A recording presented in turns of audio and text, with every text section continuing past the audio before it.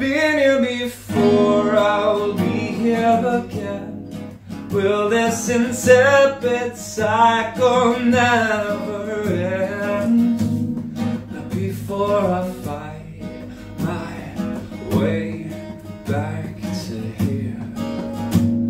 So easily we're captured by, enraptured by these passers-by. The past is no more than ashes. Why do we worship it? Just let it go.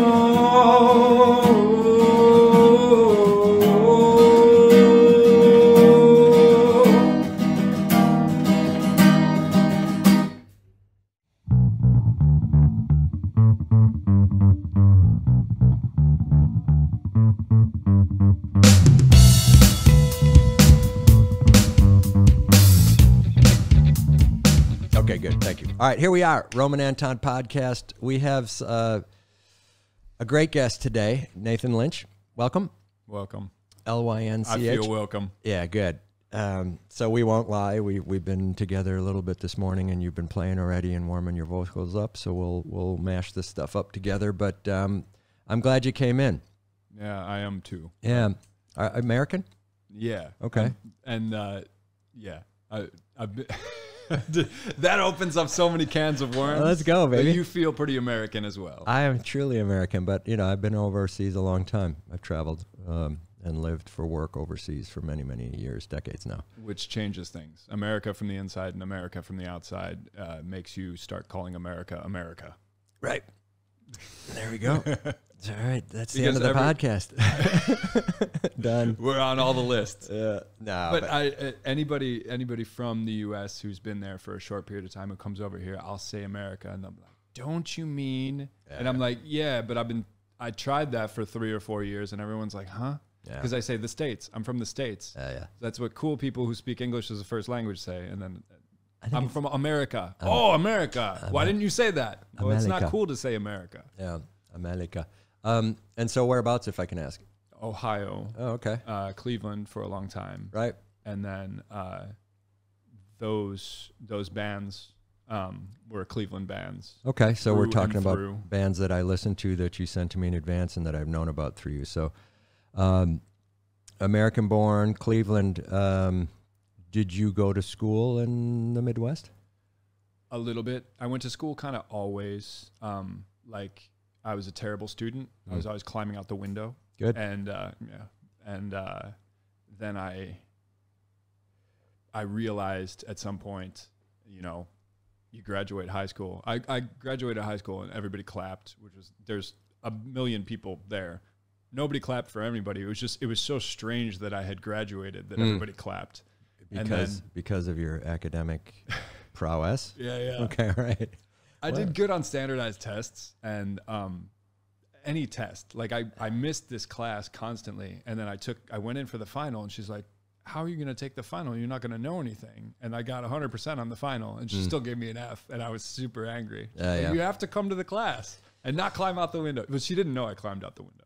Fair enough. But I ended up doing EMT school, like emergency medical technician, and then I realized that education can give you the power to save people's lives. And I was like, I thought this was just a box that the man is trying to keep me in.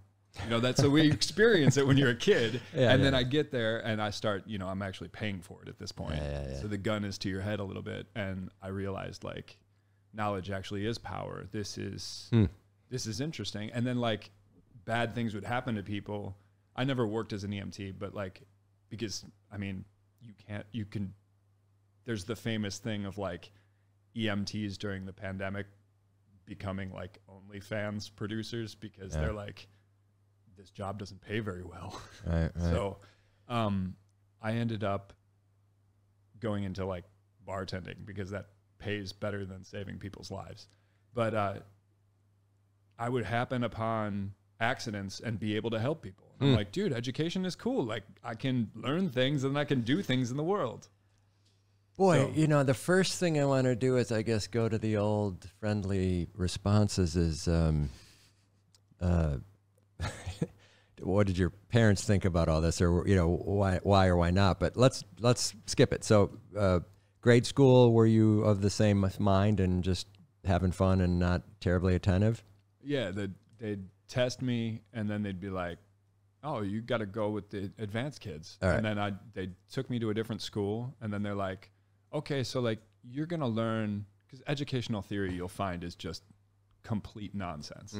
It's the softest science in the world. Yeah, I don't know that, but I'll take your word for it. No, it definitely is. It's like, it's just people writing things that aren't true. It's whatever. I'm gonna get everybody angry with us, but well, I'm sort of used to the corporal component of my first years in school, where there was this threat and physical intimidation by the instructors. So I never really the dogma wasn't first and foremost. It was sort of ducking the punch.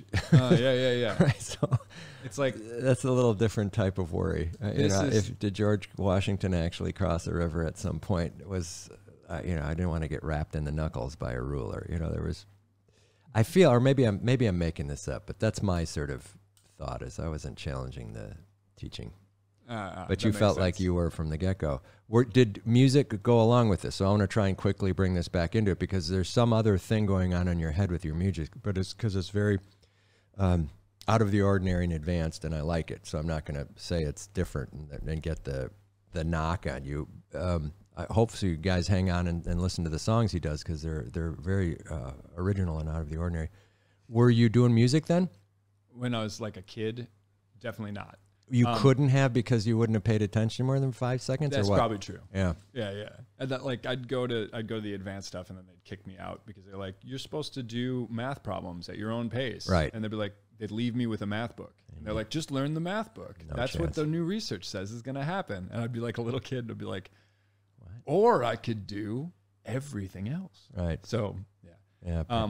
So did you have music class? No. No singing? No. And that's I don't have the base, the fundamentals. I teach at the College of Music now, and you can see, like, when somebody jumps on the piano who was forced to jump on the piano when they were a little kid,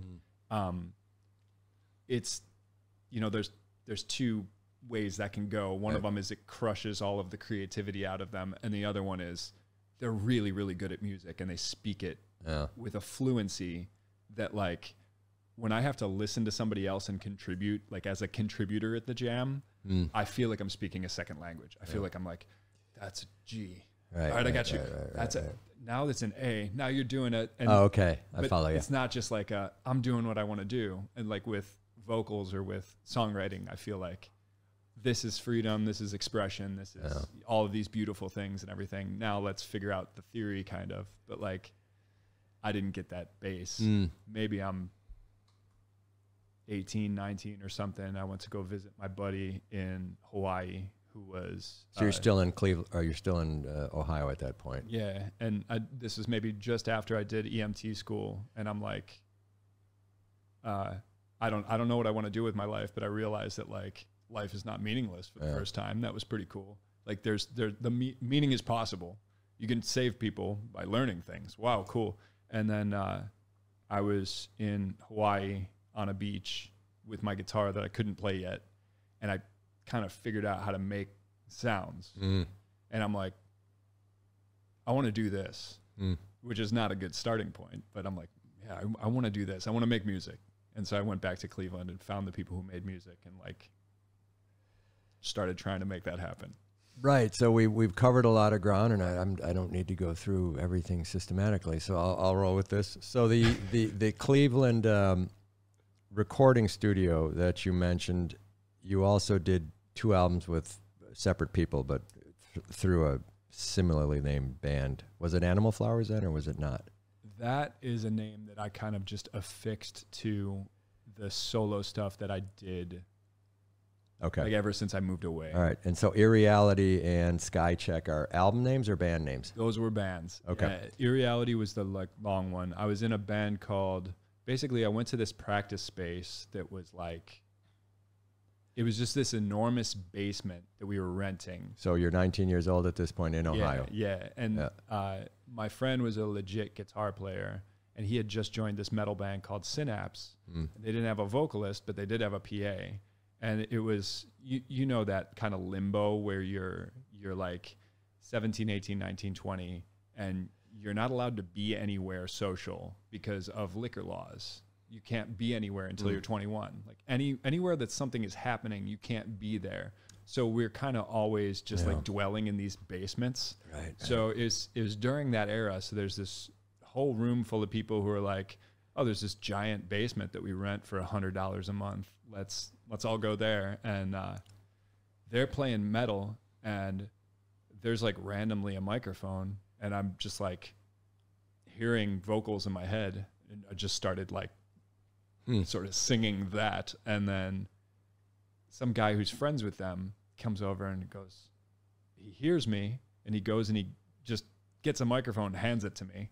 I'm like, all right, let's see what happens. And I just started doing that. I didn't even know how to sing yet. And this is not a dig on metal. It's very difficult to do, but like I was a smoker and full of angst. So I did that. Yeah, but you hadn't sung up to that point, right? Right. No. So that's for the irreality. Is that time period? That's what that became. And then like there was a bunch of changing, and like bands split off and everything. And then we ended up finding Mike Yensha was the drummer. We found him at Guitar Center. We were looking for a guy named Kevin Rogers. He's a studio musician in LA now. He's multi-talented. He's amazing. He was in a band called This Face Down, and I was hunting for him, and I found Mike. And it was ridiculous. It's like you're digging for one diamond, and you find a different one, because Mike was just ridiculously talented. Mike Yensha. He came down, Yensha. He came down, and he was like a jazz drummer. And then after that, at Guitar Center also, we found this cat, Nick Party, and he was like metal in his blood, and he had just come out of like a liberal arts school where they let you study history and recording technology at the same time. And he had a band that he fronted, and he had just like arrived with his degree and was like, I just want to do music. He had a really awesome amp. He showed up down there and started like breathing fire into this practice space, and I was like, oh, we're doing metal again. Because in the interim, I had kind of learned how to sing. Right. We're like, let's do not metal. And so he came down and was doing that. He had all of these complete songs, and was the lock between him and the drummer was like amazing. That's obvious. From listening. So it's interesting. I think this conversation assumes some facts not yet in evidence. That's what I would say from the legal community. I've watched you play acoustic sets solo. And so what we're describing in Irreality and then Skycheck is heavy, is metal heavy. And so, Frank, you didn't hear this, but I'm gonna play something, and if we can we snip in a song and put it into the video later that I'm about to play? I have no problem with that. Right. My boys can complain. Okay. We don't have this on Spotify. All right. So this is I Know Mine.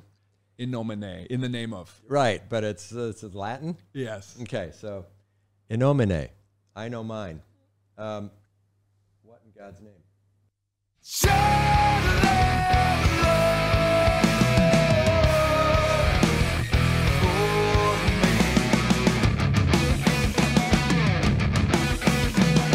As we lay our lives down for the cause, righteously we murder for the cross. Fear no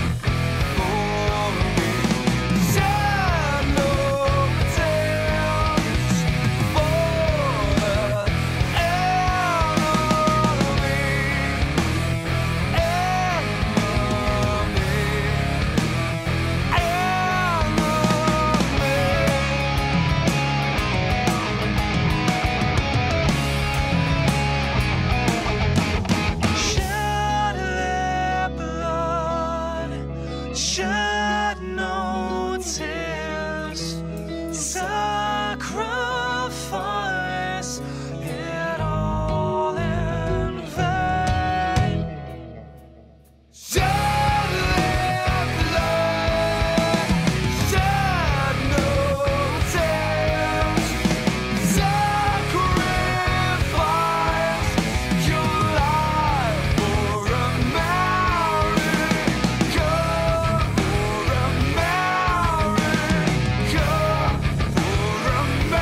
for America.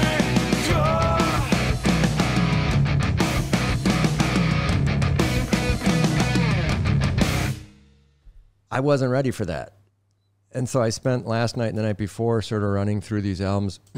And as we talked, there's a player. So, you know, it was unlike Spotify or Jump Around. I was going through them individually, and it was really astonishing to hear. That was the goal of that band. And what I gave you there, that band, we were together for years and years, and we practiced 4 nights a week for as long as it takes. We would get there as soon as we possibly can after our jobs and school and everything. I was still a student, and I was the only one that was still a student, I think. And then we would get there as soon as we can, and practice took as long as it took. And if you were sad because it's 1 a.m, we would just, come on, bro, you know, like we were very serious about it. And so you weren't playing guitar then on the albums. No.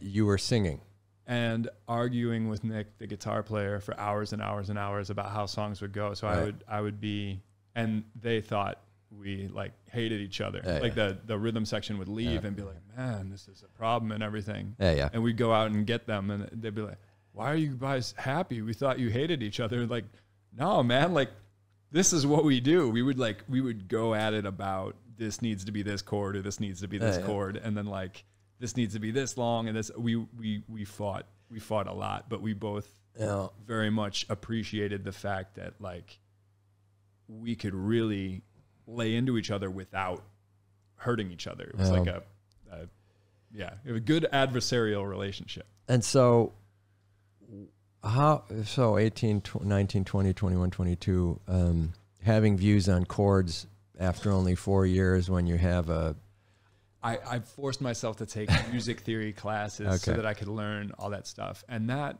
I see now was kind of a cage, because like when you sort of understand theory, you get, it can be kind of a cage creatively a little bit. But like the cool thing was vocals was just about, you know, catharsis. Right. Like, and so which were you better at 18, 19, 20, 21? Because you hadn't done either. So was there a learning curve? Because you're a lead singer in a metal band, but it's the lyrics are clear and you can hear them and they're understandable and they're thematic. Well, thank you. Right. So it's not like you're shortchanging it for volume. That, what you're hearing there, that's like maybe 11 songs. That's like song 77, 78, 79, 80. Like we had written so many tunes that we had just published to the stage. You know, that was the whole thing that we were trying to do, is like make ultra detailed stuff. And a lot of the songs were 9 minutes long and weird, and like, let's throw in this thing that nobody's going to expect, and let's throw in this other thing that nobody's going to expect. And we were just trying to be, you know, we weren't trying to be art nerds. We just like were art nerds, you know, like we were trying to make something that was really going to, we wanted to, you know, break things that people were expecting, and like make people feel powerful emotions and everything. And then we got to a point where like we understood that recording was something that we had to do. We understood that there was going to be a big budget involved. We were always waiting for that guy in the back of the club to come up and be like, we're going to sign you now. We didn't realize that Napster had happened, and that guy wasn't there, you know? So the way that music had changed, and like this song cycle that you've heard, was a point where like, I was like, okay, a recording's not going to happen but I want people to know the songs. So you said the lyrics are very clear and like you can hear them. That was that era, because I was like, I want by the third chorus, I want the audience to be able to sing it back. So I want there to be some clarity. So there was a point where for this cycle, we were kind of caving to pop sensibilities a little bit, in that it was like, I want people to be able to connect to this. Yeah. And that desire is kind of a pop sensibility, the like whole fully avant-garde. I want people to not connect to this. I have a composition student in my aesthetics class who told me he wrote something and the principle is anti-mimetics. And his idea is, I want to make music that is fundamentally impossible for people to store in their memory. I want it to be the polar opposite of an earworm. And I was like, because you know now, like, music has been broken for 100 years. 100 years ago, John Cage presented silence as music. Yeah. We've been postmodern since our grandparents were born.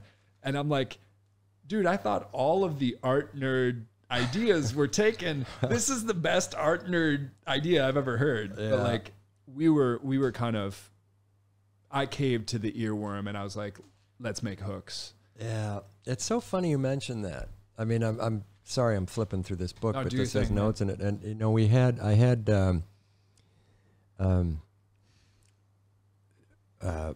Jason Pochopsky, or Tractor JP, in here this last weekend. That's the fellow, right? So he makes the leather jackets. Oh, cool.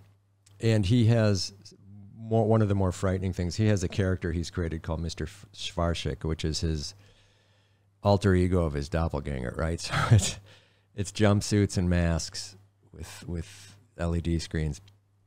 And he has a thing online that I recommend to everyone. It's 1 minute and 47 seconds long. Take a bath with plastic. That is simply one of the most horrifying things I've ever seen. But as far as I can tell, there's no beat, there's no melody. And then some of his SoundCloud extracts are 14 minutes long. I like listening to them. So I'm waiting for the loop to come back 40 measures later on a time sequence is dead wrong. You know, Bob O'Reilly maybe allowed me through the Who to follow sequencing for 32 measures and it comes back in time. Yeah. But this does no such thing, and it's his synthesizer modules. And so he's such an expert at how he can set them that he can set them that they're not beat driven. That's awesome. And it was so fun to listen to that. And it sounds like your anti-mnemonics. I forget what your guy called it, but it sounds like the goal isn't to hurt you. No. Well, I could see how it could be. Like, it's so foreign that this will drive you crazy, like Roddy McDowell and Clockwork Orange or something, where, you know, we're going to make you... Ludwig B. Right, we're going to make you watch this stuff. But I get that. And so I see none of that with you, so I'm not going to buy this that you're anywhere remotely close to that. But this was a student you were describing. And he's a cool cat. But when I look over to Skycheck, so I jumped from Inomine, I know mine, all right, great, to I Have an Idea, which has a bridge that hit me like, wow, what is that he just did? And I'm caught in that moment in time wanting to go back, but I'm going to listen through it. And it's, I get that some of the convention, even the limited training you had for music theory, that probably, just like with the EMT, it didn't have a purpose until it had a purpose. And maybe it was to ignore that and say 1, 3, 4, 5 or whatever was not going to happen as your basic song progression. Or if it was going to have your modulations like you did, which weren't even Radiohead style. It was just some other concoction you've come up with that is very, to me, pleasing and melodic and follows. But I would never say all of the next possibilities are these 20, because you didn't do that. You know, if I laid down the 20 possibilities, you'd have done 21, and I'd have said, okay, well, there you go. So I don't even know how he goes about writing these, but it was very cool. And then there was, when you were playing earlier, there was a couple of things you did on the top 2 strings, and you're in standard tuning, and you were playing them sort of as chords on the top 2 and moving up and down in it. I thought, there it goes again, right? So even just a casual listen, you were breaking convention. All right. So you're in this group in Ohio, and 19 to, you said, several years. So you're getting better. Yeah, it's okay. I think we had some water for you if you need it. Skycheck and Irreality, the bands, good 30 songs there and 100 more that are sitting in the archive. So if someone can sign them, you can get 100 songs out of this guy, and you can lock him in a room, and he'll produce songs. You can just throw those guys back in there. So it's a yeah. But then, so like I said, so there's somewhere between then and now where I've seen you. So the first time I saw you was 5 years ago, I guess, or so, here in the music scene in Bangkok, Thailand, which is where we're at. Things changed, dramatically. So, you are in Ohio, you go to Hawaii, you'll get the guitar, you come back, you record and play. Let's talk about practice. So 6-hour, 7-hour practices. And were you singing towards the end of that barrage? Were you singing 4 or 5 hours a night? With that stuff, I would try to be,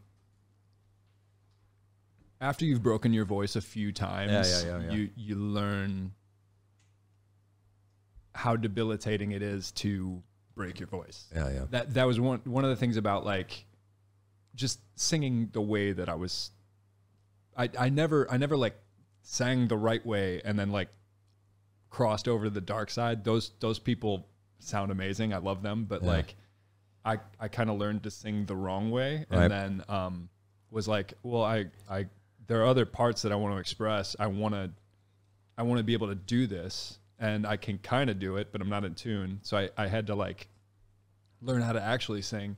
And once I did that, my ability to make that like full on distorted sound, then my lungs are big, and I would run a lot, and I got a lot of vocal power. And for whatever reason, PAs would respond very positively to metal sounds, and they would respond less positively to you singing. Like there was just, I don't know if you remember this, but like most PAs are just terrible, and you're just never loud enough. And you'd do sound check, and they'd be like, all right, let's get the drums up to like a deafening death volume, and then guitars have no problem coming up there, and then your stage volume is just this wall of death, and then you vocals, all right, we're feeding back, so that's as loud as you get to be. And so I would just constantly be belting with everything that I had, and then I would go to the metal, and I'd be like, now I have to do that louder. So I was blowing myself out quite often, and I had to learn how to not do that. Right. So, well, let's ask the obvious question then. In your mind now, do you do it right? No. Okay. No. I see videos of guys that are like, here's how you make this awful sound, and they can just do it. Right. And it's so intense sounding and amazing. And I'll watch a video like that, and I'll be like, oh, I can do that, and I'll do it, and I'm like, now I'm injured. Now I'm injured.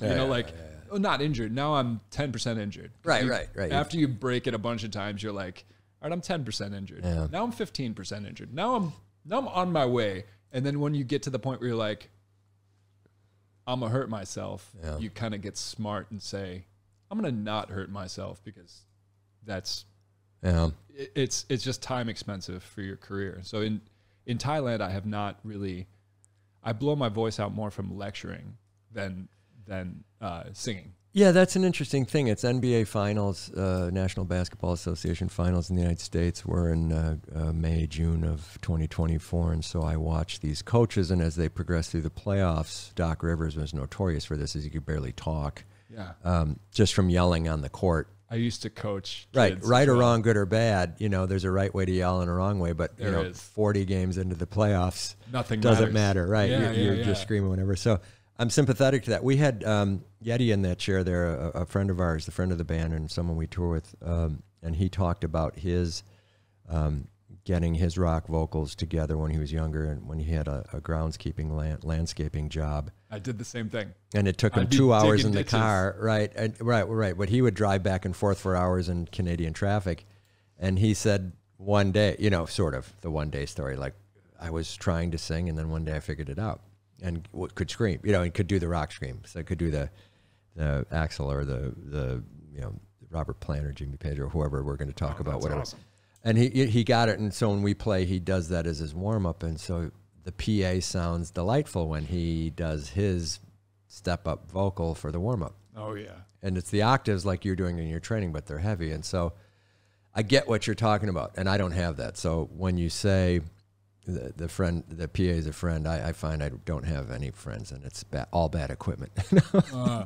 But, you know, it's a struggle when you don't have power or when you don't have the control that you do. And so I generally say out 60-40, let's go. Are you a warmer-upper? Do you do that? Yeah, because I usually drive myself or get driven to gigs, and we'll do it, and that's always obnoxious when you're in the backseat of someone's car doing that, but it helps, right? I feel like we feel more self-conscious about it than other people do, but like this warming up around you guys in the beginning is something I would have been mortified to do back in the day, but I have blown so many opportunities to make a good recording that I'm just like, I have realized that I have never actually been cool, and attempting to be cool is not going to work. So I'm like, guys, you got to listen to my horrible vocal warm-ups. Well, and the worse it sounds, the more it prepares you.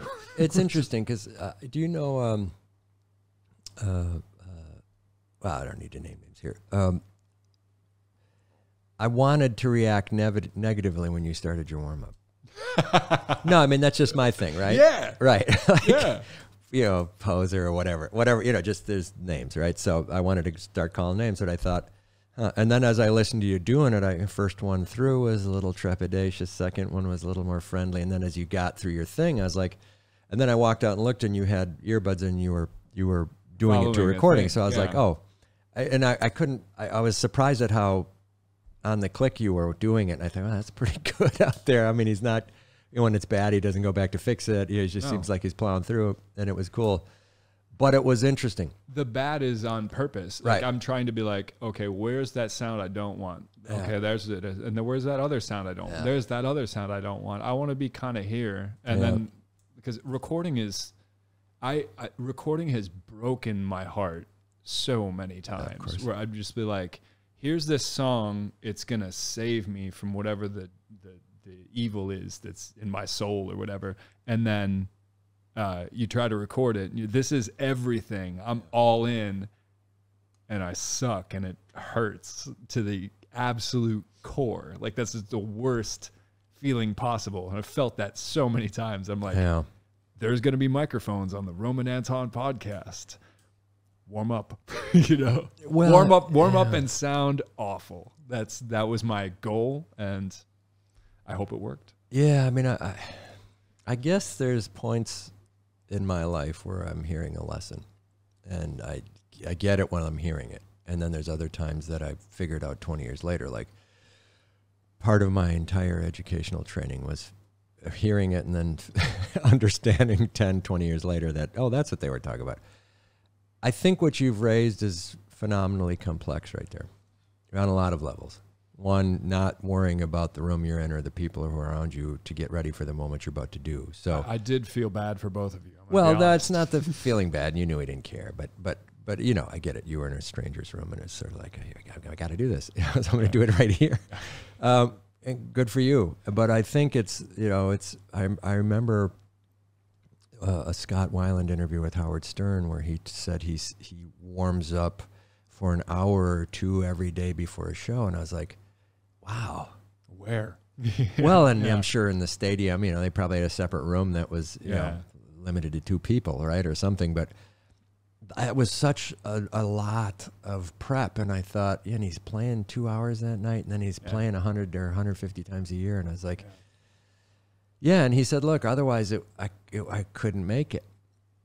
And so there you go. So you know, if there's a lesson out of today's podcast is, you know, get ready, do your thing, whatever it is, you know, if it's stretching, if it's meditating. And I just listened to a Nancy Wilson from Heart podcast where she said, you know, she does the same thing before, and she quit her traditional thing and started singing Elton John songs because they were most challenging for her. And I thought, what a great, I guess it was Ann Wilson. Yeah, it was hilarious. I thought, how great, like an hour of Yellow Brick Road or whatever the. That's a lot better because the thing that I skip that I should be doing is like try to make something actually sound good before you start singing. Because that, like, the way that I see it, you get these 2 very delicate muscles just sitting there, and you know, they get their asses kicked all the time. Yeah. And then you're going to just ask them to do, for me, the way that I write music usually is I write it 100% of what I can do Right. is what you hear. And Yeah. I don't have any, there's no margin for error. It's a very unintelligent way to structure music that you expect to ever play live. Yeah, for it really people. is. I mean, it really is the dumbest thing you can do. And then if you're walking off the street and you're mad and you're angry and you're not ready and you do it, then you're at 500% capacity. Oh yeah. Just Even if I feel great, there's no way to do the tune 100% of the way through. And that's, I mean, a lot of the music that I like to listen to is somebody doing that. Like it's somebody who's really at their limits. And a lot of times where people would be like, play, do you know the band Ours, O-U-R-S? no, I don't know anything. You don't like this nerdy stuff that I like. No, I would. He's kind of a Jeff Buckley copy. Right. But, you know, Jeff Buckley was sure. dead when I was going to shows. So I didn't get to see him. But he can just do things with his voice that are insane. But then like you'll hear people be like, play The Fallen Souls, and he'll be like, no, because I can't, you know? Yeah.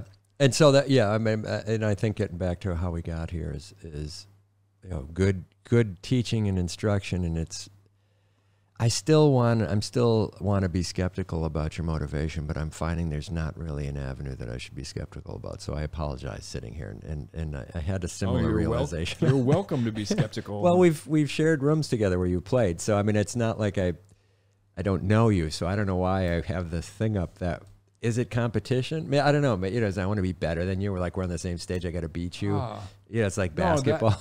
That's something that I've always felt kind of good about, because there's like there's a dude, Eric Hess, from a band called Audible Thread, and whenever we would play with Hess, I would be like, gotta be really good because I respect this dude so much as a vocalist. So that's a good motivation. And we were doing a similar thing. We're on the same stage the same night, and I'd be like, okay. And then there was another dude, his name was also Nathan. He was in the band This Face Down, and piano player, like opera singer.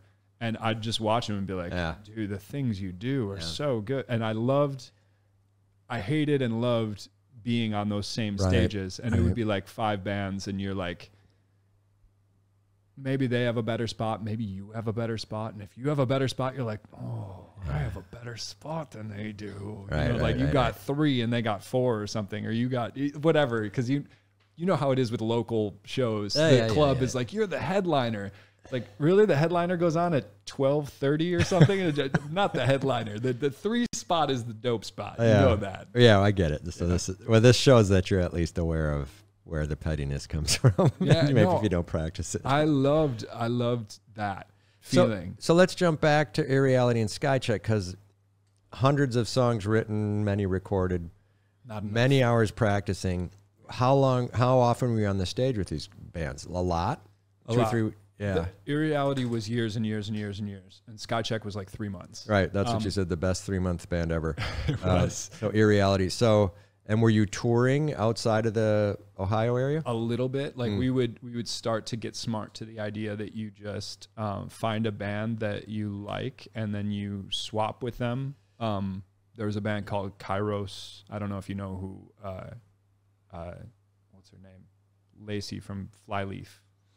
Her husband now is, he was a guitar player in that. He was, they were awesome, whatever. Yeah. But like we toured with them a little bit, but like, the thing you find when you tour with no label support, and you know, the internet is not so much powerful thing yet, as you play to a bunch of empty rooms. It was cool. Like we had some tours that were not amazing, and then I kind of started to realize, well, you find a band who you like in a city near, and you invite them, and then you give them.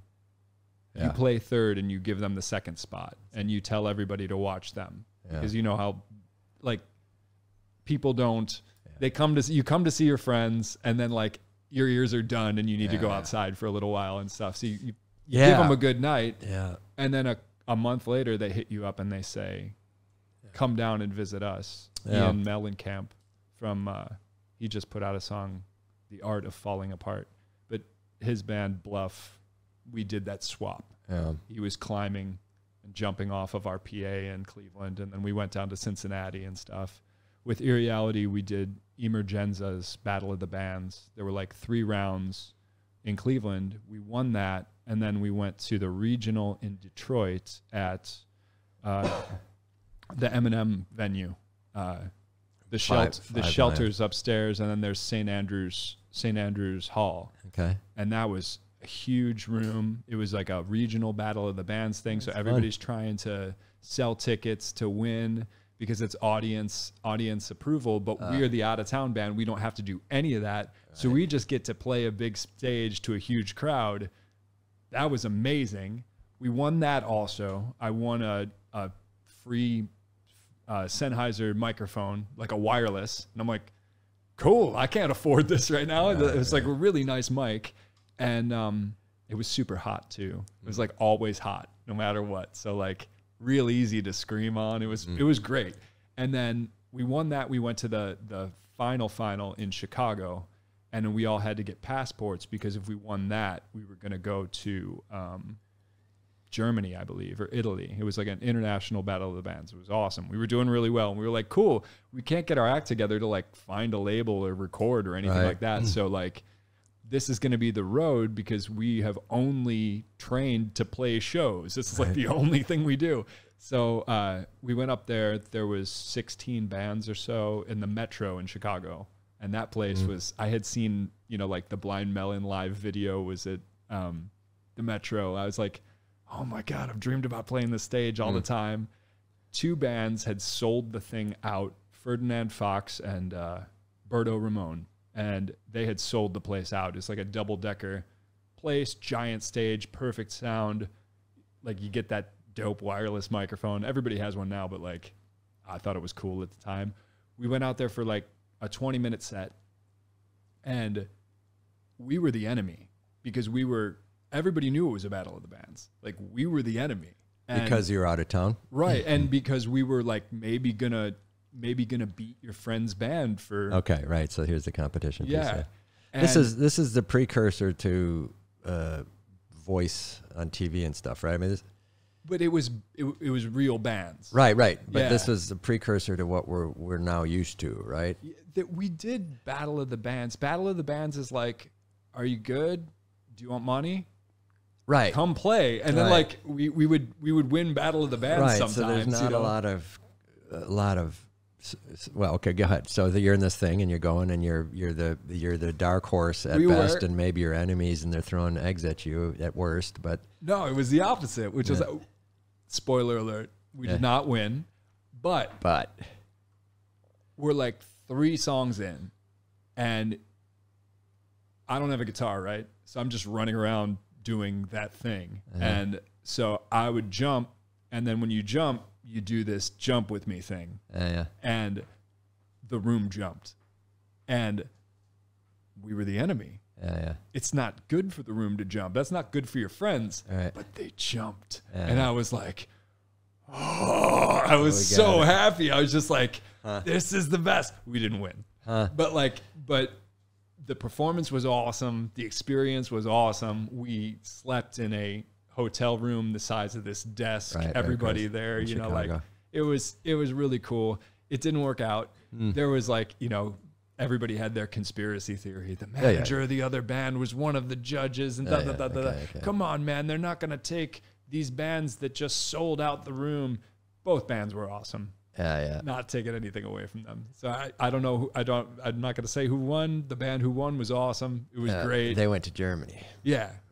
And I don't know if they won or not. I didn't follow. I was too sad. Right. But it was really cool to have that moment happen. And so end of the band, that's it? Around that time was when everybody from all these bands started moving to other countries. The drummer ended up in Germany. The bass player from Irreality ended up being an underwater welder in the Delta of New Orleans. Like he's down there with like ancient dinosaurs doing stuff. I'm with them. And Nick went down to the guitar player, the writing guitar player. He went down to Tierra del Fuego. All right. Your right. spot. Right, to do his farm work, right? Yeah. His ranch work. He's down there with a bunch of natural beauty and Yeah. So when did you come here? 10 years ago. Huh. So 2014? Yes. Yeah. And right. That's right after sort of tidying this up. You hit the road pretty quickly like them, huh? There was a Pacific Northwest stint before that. Like I moved out to the Pacific Northwest. The other band, there's one guy who's like a secret person. I won't say anything about him. All right, Buckethead. Yeah. Yeah, and like he couldn't. We didn't credit him. Yeah. And then there's another. And not because he's not unbelievably was talented. that the ninja named Brian, or was that someone else? Oh no, that's somebody else. That's the producer. Okay, all right. So I'm gonna skip your story. So you're moving out west because they left, or because you wanted to go, or because a combination of both. That band, a bunch of people got significant big kid jobs. Got it. Yeah, Got it. and they had moved around, and then one of them, the keyboard player, his wife had become a chemical buyer for a giant energy company. Nice. And just said, we have a giant house. You want to come move out west? So I lived in the islands of the Pacific Northwest, like up in the islands north. Bellingham or right around there. Okay. I was in Anacortes, Whidbey Island. Yeah.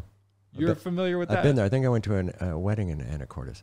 Oh man, it's a beautiful place. A long time ago. Yeah, it's supernatural. Right? It really is. It's so, when it's rough, right? Yeah. It's like the toughest place on earth if you're not used to that, but it's so beautiful. That and clean. During that time, I had two jobs, and one of them was I was a bartender. The last bar in Anacortes was called Watertown, and it was the one bar that wasn't owned by a group of people who were like cool with the police. Right. So the police were in all the time, and Washington liquor law, if you serve somebody to the point where they are too intoxicated to drive a car, like DUI level, the bartender's at fault. Right. And these are all a bunch of deadliest catch fishermen people who have a ton of money, and they've been on a boat for a long time, and they're in the middle of this.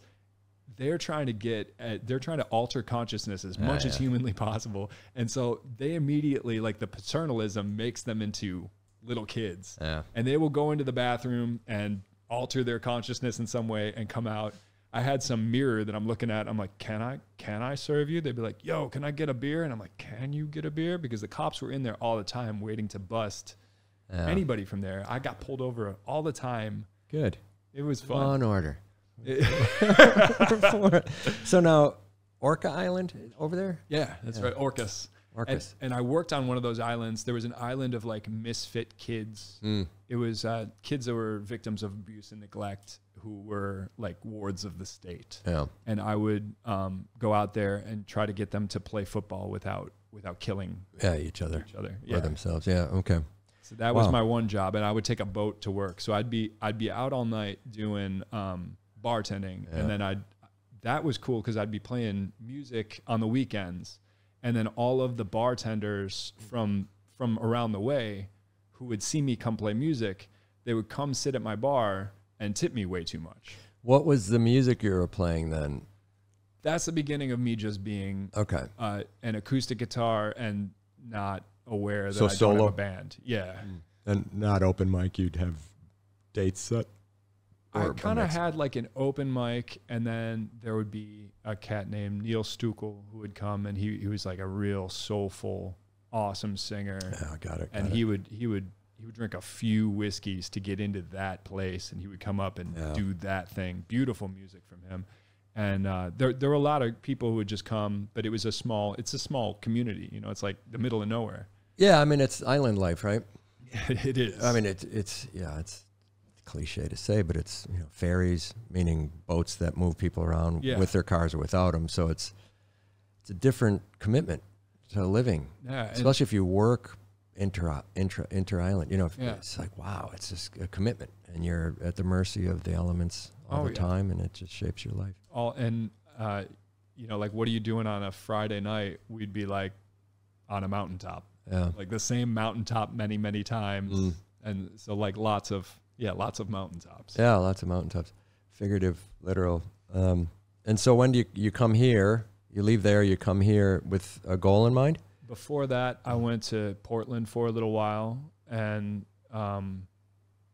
I've never seen more talent, and I've never seen less cohesion. Like, it was very strange. Like, there was a lot of amazing bricks and like no mortar. Like, people just they just didn't stick together. And I wonder if it's because, like, you're from a little town in the Midwest, and I've toured through the Midwest. When you meet all the musicians and all the art nerds and all those people, you meet them all at the same time, and they're like, we can't come out from this thing because outside of this thing, everybody's normal. And like, we can't talk to the normal people. Right. We're the weird ones. There are 75 of us. There aren't 76. Like, there's only 75 of us. If we have a relationship problem, we need to either fix that or what? You're going to go and hang out with the normal people? Come on. You know, so it was very, the scenes are like pressure tested, like they're pushed together. This is Portland now. No, this is every Midwest city. Oh, okay. Like every city where it's like, oh, you're from Cleveland. All right, so Cleveland. Yeah. Oh, you're from Wisconsin. You know, like whatever boring. You Spokane, Washington, whatever nowhere place that's not cool. You go to Portland, like, everybody's interesting. Everybody's educated. Everybody knows that band. Everybody has heard of that before. Like, everyone's super cool. So it's like, because everyone's cool, I don't need to invest in this community because the whole community is a community. And that's really, it's cool, but there's something, the thing that's strange is there's something missing. And in the music, in the Midwest, you'll have these bands that have been together forever, or at least in my scene in Cleveland, and bands don't usually get on stage until they've been together for a long time, and there's ridiculously intricate details. Like, they have rehearsed their faces off. But in Portland, what I would see was a lot of individual talent, but I would not see that willingness to put in the time together. Like, the musical relationships did not impress me. Interesting. You know, that was the thing. But like, as far as individual talent was concerned, I got my mind blown over and over again. Could you have made that observation if you were in Portland when you were 19, or would that have been lost on you? It probably would have. I mean, I definitely needed perspective. Right. So was this an observation that was always going to come? This scene isn't holding together. It could. It could have. Yeah, it could have totally been a function of your maturity, your or just my outsider stat, just being somebody from somewhere else. But the other thing was, in Portland, people move because people want to go to Portland. People want to be in Portland, and then people go to San Francisco because they want to be there. People go to LA because they want to be there. There was an LA band that moved to Cleveland, and we were all like, "Why did you move here?" And they were like, "Well, LA is saturated. We don't want to be in LA because LA." It's where everyone has gone. So they tried to get successful because they're like, I got a weird idea. Let's move to Cleveland and try to get successful in music. And I don't know if it worked out for them, but it's an interesting, you know, flip.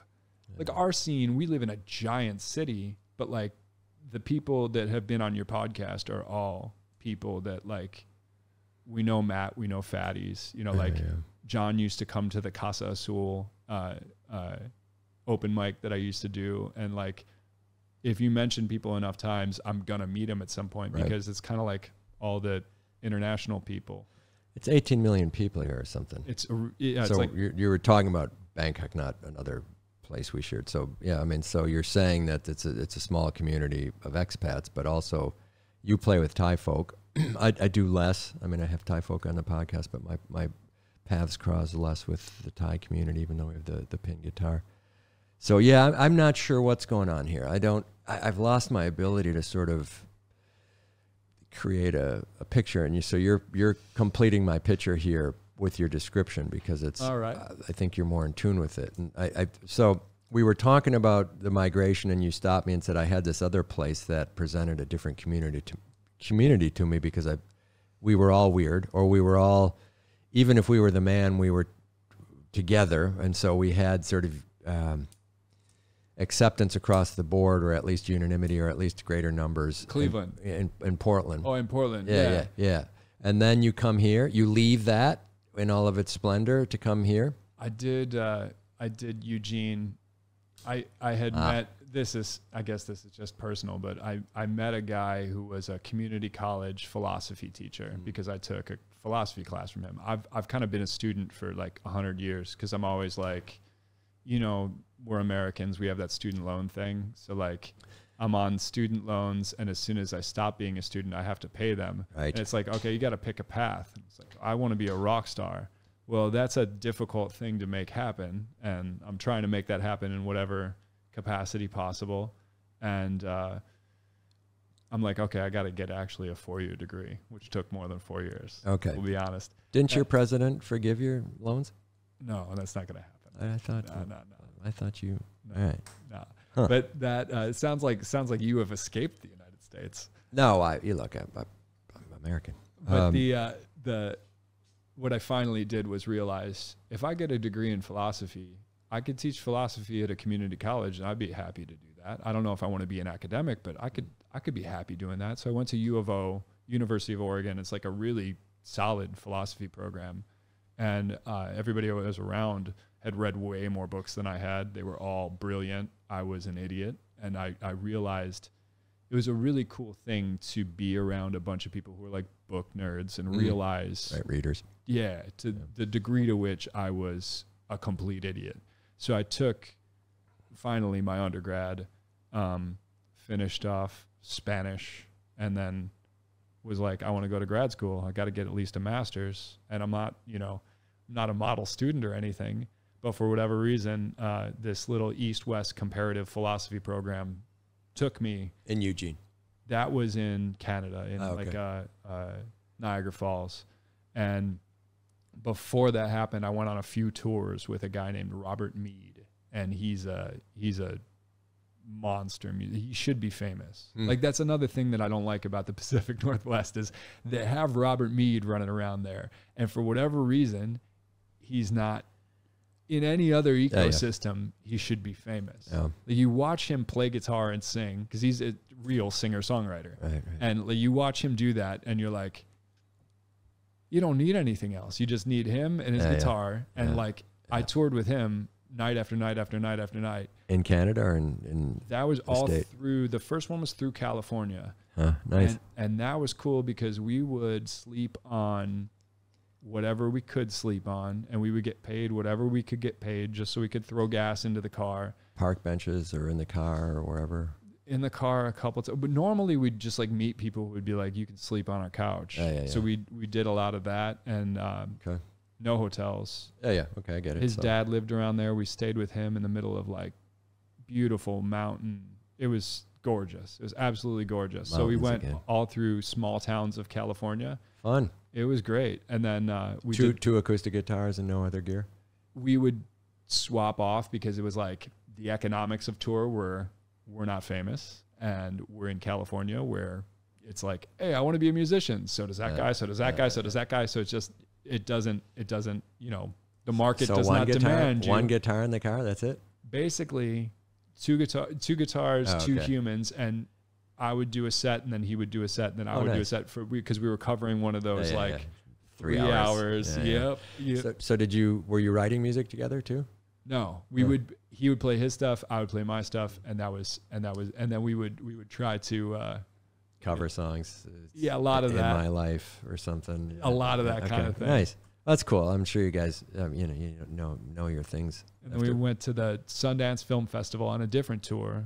I broke my car on that, and then we had to do the rest of it in a rental. Nice. And that was also like an amazing experience. We would sleep randomly, like we slept in a dance club on couches that were in a dance club on the way to that. And we were in like Pocatello, Idaho, playing this random place. And they're like, well, no one comes through here. We will definitely pay you. And there was not a lot of people coming to see us, but like Robert had the logistic ability to book a tour. So yeah. we went on a tour, and then we went to Sundance. We would just try to play everywhere that we possibly could, because you never know, that person might be there who hears you and says, I want to put your music in a film. And that would be a great opportunity. So that was kind of the destination.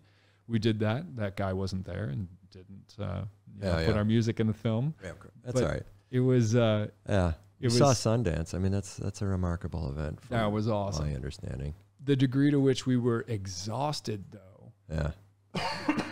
We went to.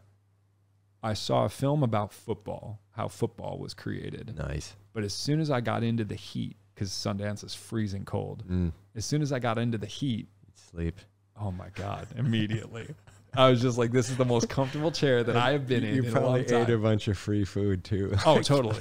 We were pastries and ridiculous things. Tour and homelessness are very similar to one another in my mind. Well, I'd like to pretend I know, but I get it. I mean, I get the narrative. You guys had the Japan tour, but I mean, I'm not going to equate my stuff to yours. But you're smarter about setting things up than I am. Well, we don't know what we don't know. So yeah, well, that's interesting to hear that. So, and that you had a companion is cool, because he at least got to complain about stuff or explain nuance. Oh yeah, and there was plenty of. I have he was an interesting cat. But you're getting that thing you didn't understand many years earlier. You're getting that degree. You aren't looking at emergency medical technician skill sets anymore as the path forward to some security and comfort. You break and say, I'm going all in, and I'm going all in at a master's level, and then I'm going to be able to educate folks. Yeah, that was cool. And so you are what you didn't despise, but you became what you weren't, capable of working with textbooks, right? So you sort of, it's interesting how quickly that happened. I'm writing a textbook now. Right. And there we go. And so at the same time, you're late to life and picking up the guitar and the vocals. Oh, yeah. And now you're at the postdoctorate level, and you're a practitioner for a long period of time now. And so, I mean, it's an interesting arc. I don't often hear that narrative where you're sort of move with that rapidity, but rapidness, but also with the depth that you seem to swim at. Your music is weird, and now you're putting the two and two together. Oh, it's because you're weird. Yeah, right. Yeah, so or different, right? You're not the Suits, right?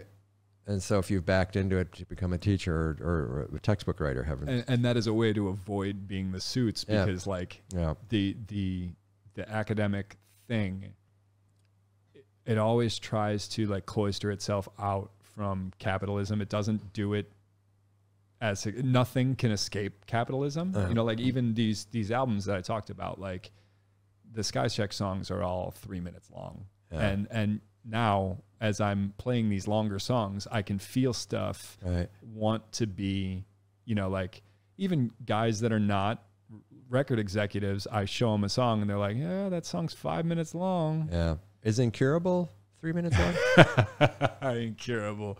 That's longer, right? But there's a radio edit of it. Right. Oh, right. That's right. That's why I have a check mark twice. I like the same song twice, and I was like, I've heard this. This one's shorter. That's was a longer song on the album cover or the version, right? Yeah. Because good song, great song. I mean, and I have an idea, like I said already, is awesome. So, okay, I'm getting this. So then you say, well, how do you get here? We still have you bouncing on a board. Yeah.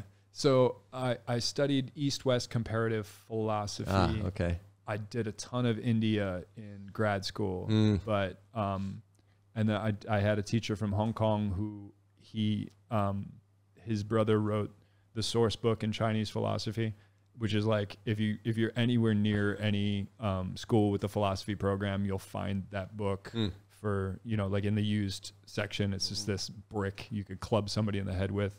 If you buy it in Thailand, it's probably $100, but you could, if you're in a college town, it's everywhere. Yeah, got it. So that dude's brother was one of my teachers, so I got Chinese philosophy from him. I got a ton of real solid, really lucid takes on Indian philosophy. And when I come over here and I throw my Indian and my Chinese philosophy at people, they don't rip holes in it the way that I would expect somebody to. It's like you get to the point where you're like, I feel like I don't understand this. And then you talk to somebody and you expect them to really push back, and then they don't. And I'm like, all right. I mean, granted, I'm not in a department or anything. I'm the only philosophy person that I'm ever around. So, I mean, like, I might be just completely ignorant. Well, let me jump in here, because I think you're now teaching. You are doing many things in town, but one of them is you're a teacher, a professor. I would say I think you're doing it at a collegiate level, maybe not, at a place called Mahidol. Mahidon. You can say it different ways, but it's a school, one of the top schools here, and it's out by the airport, Damwang.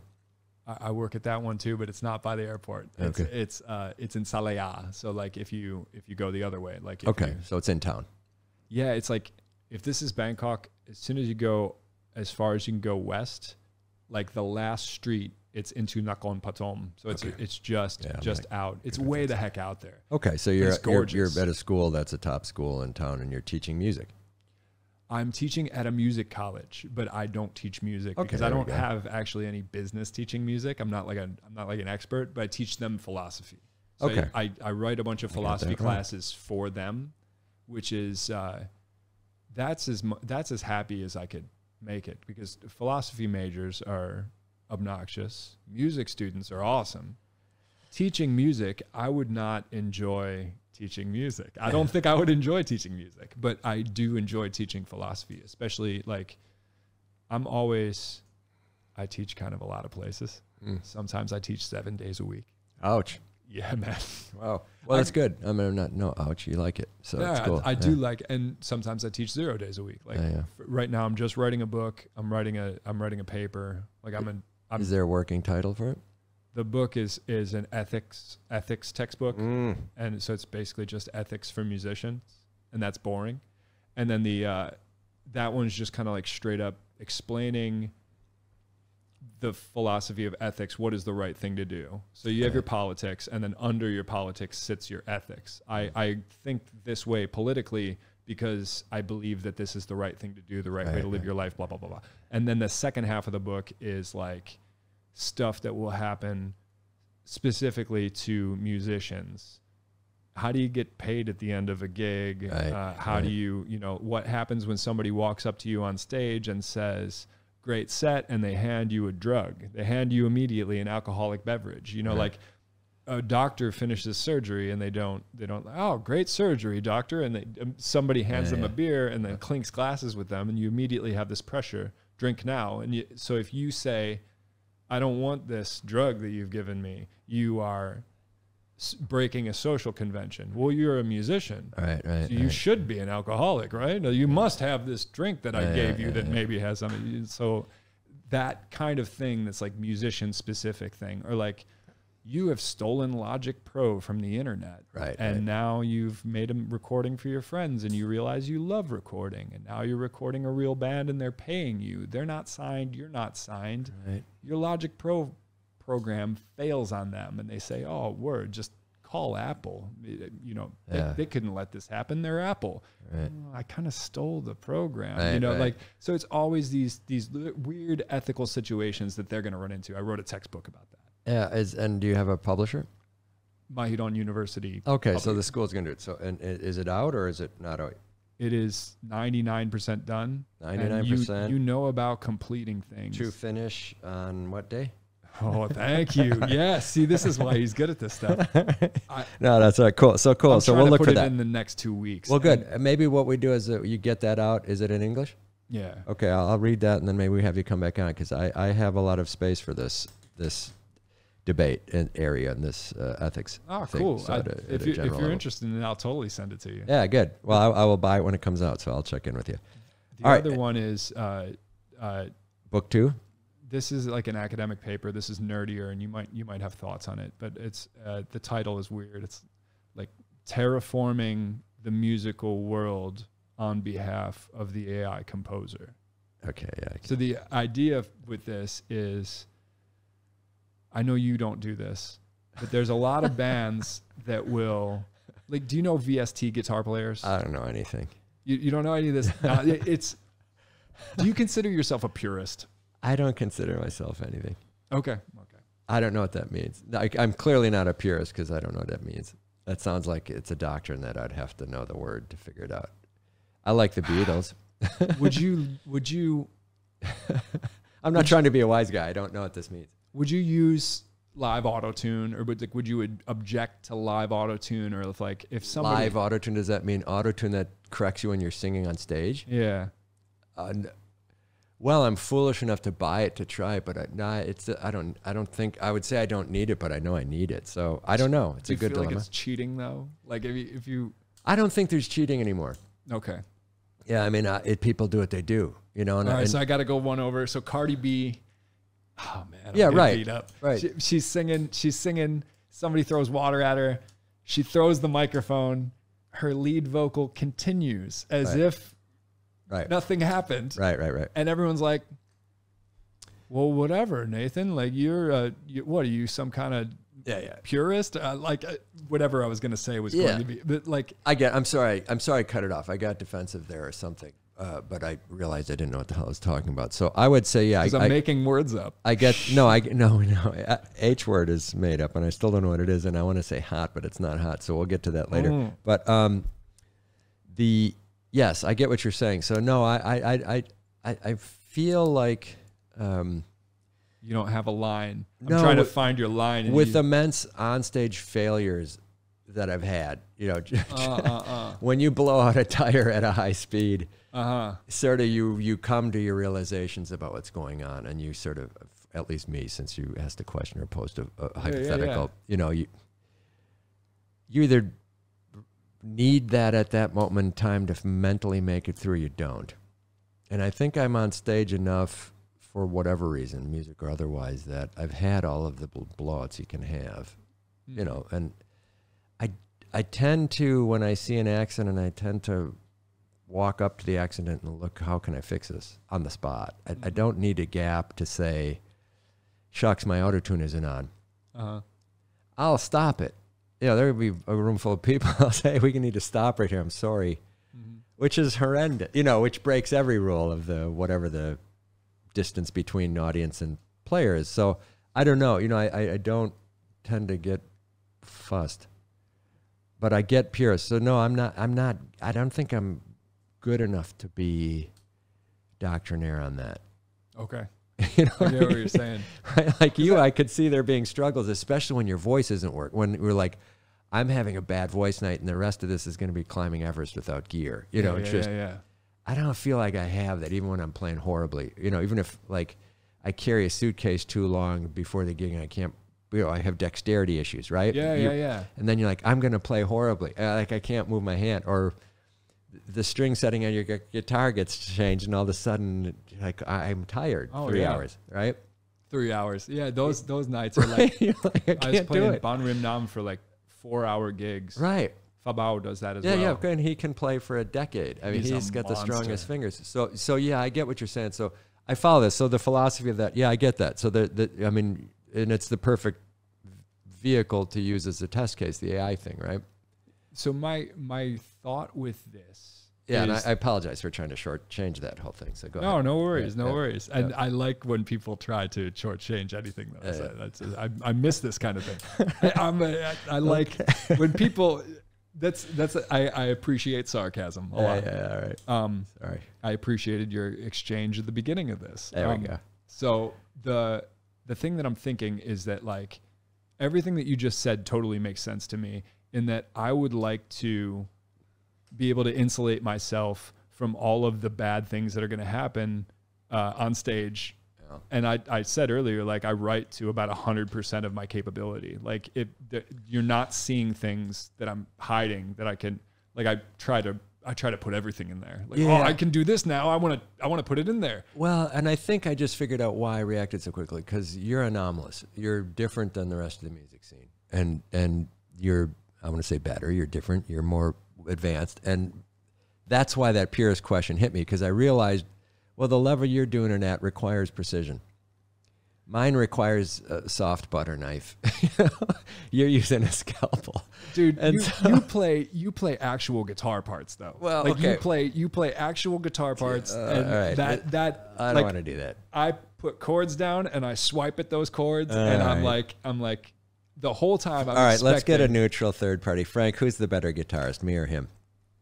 She looked at you. Yes, that was like not even a question. So there, done. Oh, my lifetime writing partner just sold me out on an instant there, and he's right. I doubt it. I think. All right, so let's do the second book. Had a secret audible. You called an audible.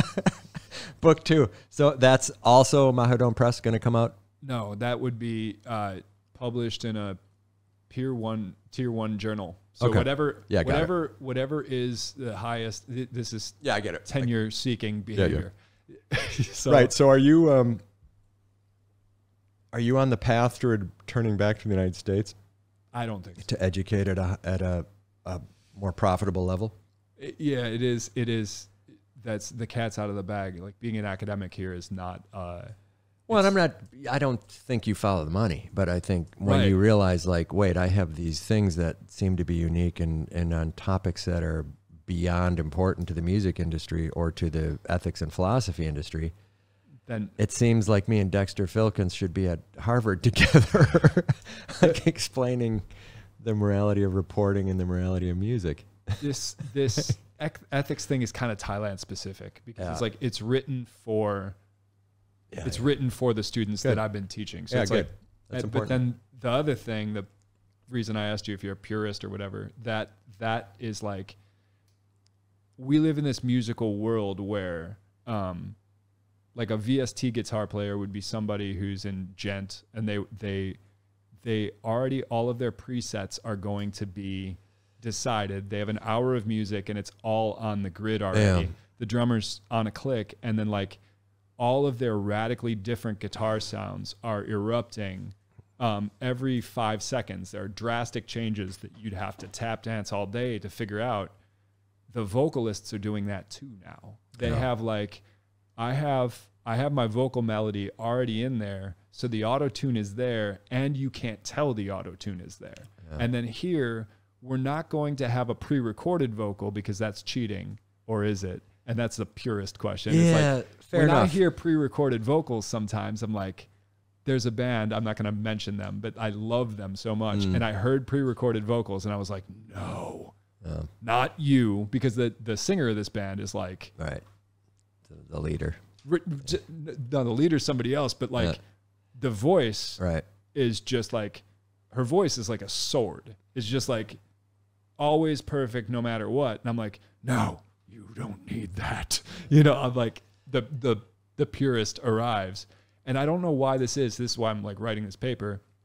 Something bothers me about it, and I don't know what it is. Yeah. So I think what it is this. We should want perfection. And we as musicians should want to deliver higher level performances more and more and more often. And the technology is making that available. But if we all now have to go onto the grid and pre-mix everything so that I have this band of plugins that at minute 334, I know that I'm gonna pop into head voice for just a moment. It's going to grab my head voice and just be like, okay, compression, let's go up. And then the compression is going to hit and it's going to sound like angelic. And then right after that, I'm going to drop into something that's like more baritone-y. And then it's like, okay, mix for that now. If you can do that and everybody's able to do that and nobody knows that it's happening, anybody who doesn't do that is just going to sound like, you know, and so I think, well, it's going to sound like you do when you play here. Exactly, like a human being. And I'm terrified of that getting out there because I know that there are imperfections. Like we did everything in one take and like I'm afraid I want to do it again. Yeah, I get it. But well, you know, and that's why I'm consigned to the ash heap of history and you're forward moving. And so, yeah, you're highlighting the dilemma is how true to your art do you remain when your art's irrelevant or when you as a person are irrelevant? Do you keep doing it? Can you do it alone in the rest of your room for the rest of your life? Does that matter? I think those are not ethical questions. Those are lifestyle questions. That's why this isn't the ethics thing. This is basically like if that capability becomes more and more and more possible and people are watching like police, everybody's there waiting for you to have a bad note. And it's just like, oh, this is the song. I love this. And everybody holds up their phones and starts making a shitty recording of you in the moment. Yeah. It's here, we're all making the most terrible recording. The only thing that thing is surveillance. If you make a mistake, great, that mistake's on record. If you nail everything, they've made a terrible recording of you nailing everything. So like you can only fail. And I'm not complaining about it. I'm basically saying like, if this it's a new happens, standard. yes, then it's like musicians will react to that surveillance by protecting themselves from, I want to look up who's fun to hate on. I don't like Justin Bieber. Why? Because he's cute. I don't like Adam Levine. Why? Because he's cute. I really don't like either of them. But if I look up Justin Bieber sucks and then like try to find it, somebody has found Justin Bieber doing what I want him to do. And then if we can make that go viral, that can really hurt somebody's career. So, I mean, that's a mega star or something. You take somebody who's like in the middle and then they just blow that one note that one time. I don't know if I'm making too big a deal of this, but I feel like not like take it out of the personal and into this is society moving towards whatever, in the way that like Napster changed everything. You know, like we all downloaded music for free because we could. Are we all going to create live perfection for a bunch of people who don't realize that it's happening? And then everybody's going to be like, well, how come you don't sound like live perfection? Everybody can do that. How come you don't do that? How come you don't sit there and pre-plan your mixes? Because you can now. So why don't we all do that? Well, I don't believe in that. Well, then basically the paper is exploring that, and I'm right in the middle of that. And that's why I have all these like unfinished ideas about it. But the finishing is, if we get to a point where what you want is let's say 60% human voice, 40% gorgeous synth tone. Like if you could just be like, all right, I'm going to sing the hook now, and I'm going to be 60% human voice, 40% synthesizer. And that synthesizer is going to ride, and it's going to vibrato when I want a vibrato, and it's going to like, that's what we're listening to all the time. That's that God voice sound that everybody's like, oh my God, that sounds so good. We don't even stop to think that doesn't sound human. Like this is sort of related, but Frank was talking about pandemic skills, like learning things during the pandemic. During the pandemic, I taught a psychology class, and this is related, I swear to God. And the students were supposed to do labs. And I'm like, just take whatever and measure it, and then report back the details. And you should make it so that it's fun, because you're not psychology majors. And so you should have fun. So they're like, all right. So one of them, brilliant kid, he was like, all right, I'm gonna figure out who do my friends want to be friends with who's famous or something, right? And he found that they were all non-human fictional characters. For example? A bunch of cartoons that we've never heard of, like anime. Okay. They're Casper, all, the Friendly Ghost, or Iron Man, something like that. Yeah. Okay. But it's you'll see where this not goes. George in a Washington moment. in a comic book. No, not necessarily. But this guy then goes, so then I realized they all were interested in non-human animals. And then I thought about it, because these are kids who went to high school during COVID. You know, like, it's time for you to go out and hang out with all the people, all the humans and everything like that. And there's like, no humans for you. And they were like, all right, no humans then. So they had oriented towards non-humans. And he goes, I want to see who all my friends want to date. And when he said date, he put some emphasis on it, because he's speaking on Zoom and he's trying to be polite and everything. He goes, so I did another lab, and I asked everybody, who do you want to date? And he put it out to all of his friends who were, kids during the pandemic. Right. And he says, everybody wants to date non-human, cartoon characters, So I'm like, that's strange. You get an A. That's very strange, because the next part is then report what you think is interesting. And he thought that was interesting. Like the punchline would be, all these young men want to have sex with cat girls. Right. You know, so like that's the thing. I think that's what's happening musically is we're going to have a bunch of vocal cat girls. You know, like there are these things that can't exist in reality Right. that people are going to start to become attracted to, and over time be like, I want that. So here's the final punchline. AI is like, Yeah. I can't be Bob Dylan, but I can be this new thing that you want. I can be that, right? Yeah. You want to hear 60% human voice, 40% synthesizer? 60% human Bob Dylan voice, 40% synthesizer, perfectly done with Yeah. understandable words. Yeah. Yeah.